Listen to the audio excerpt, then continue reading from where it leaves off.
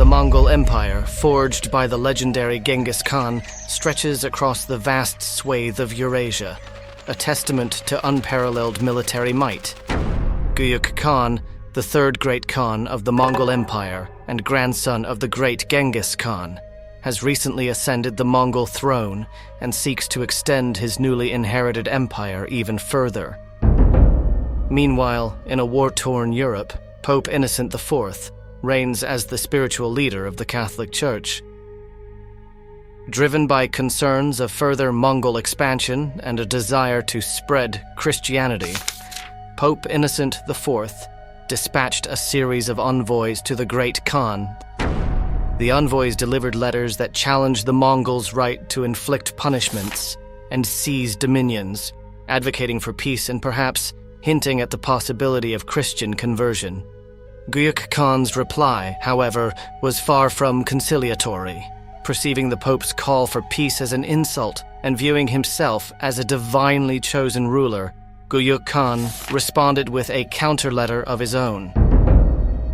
These are the words of the Great Khan.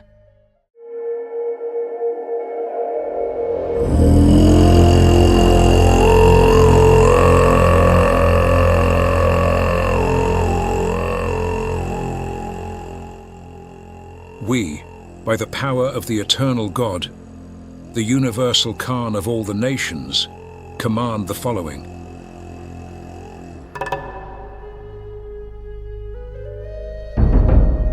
This is a version sent to the great Pope, that he may know and understand in the Muslim tongue what has been written.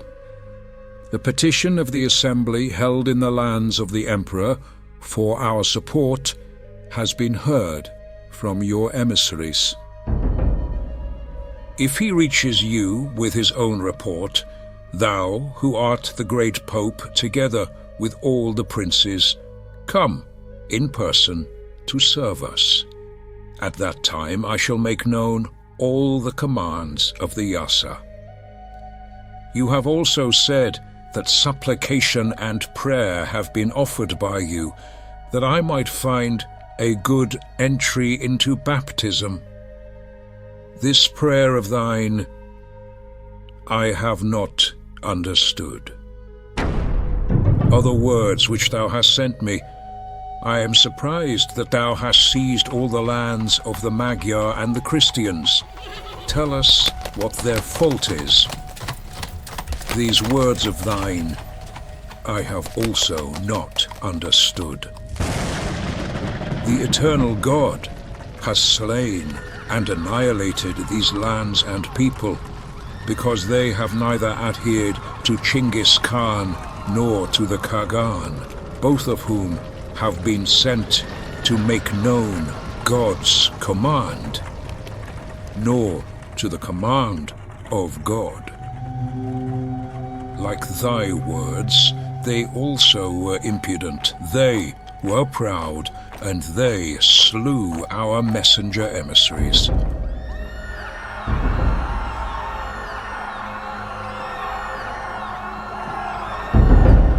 How could anybody seize or kill by his own power, contrary to the command of God? Though thou likewise sayest that I should become a trembling Nestorian Christian, worship God and be an ascetic. How knowest thou whom God absolves, in truth to whom he shows mercy? How dost thou know that such words as thou speakest are with God's sanction? From the rising of the sun to its setting, all the lands have been made subject to me. Who could do this contrary to the command of God? Now you should say with a sincere heart, I will submit and serve you. Thou thyself at the head of all the princes come at once to serve and wait upon us. At that time I shall recognize your submission. If you do not observe God's command, and if you ignore my command, I shall know you as my enemy. Likewise, I shall make you understand. If you do otherwise, God knows what I know.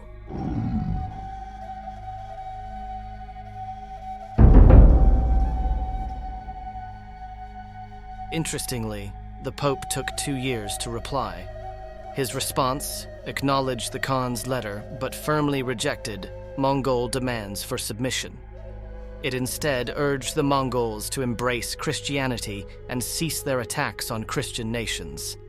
Shortly after the exchange of letters, Guyuk Khan died in the year 1248, leading to an internal succession struggle within the Mongol Empire.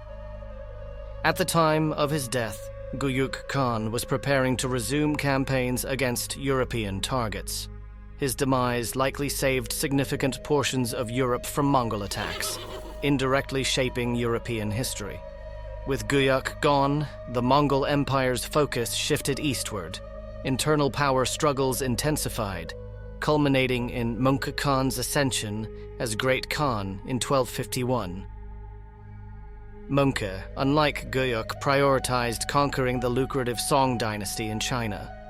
This eastward redirection of military resources and strategic attention left Europe with a much-needed breathing space. The European theater, once a prime target, was no longer the center of Mongol ambitions. The Catholic Church, despite the initial setback, did not give up on the idea of converting the Mongols to Christianity. Further, papal missions were sent to the Mongol court over the following decades, though conversion of the Khans remained elusive. The letters reveal a fundamental misunderstanding between the two leaders. The Pope saw the Mongols as potential converts, while Guyuk Khan saw the Pope as a figure who should simply submit to the world-conquering power of the Mongol Empire. This exchange, despite not achieving its initial goals, represents one of the earliest attempts at diplomacy and cross-cultural communication between medieval Europe and the Mongol Empire.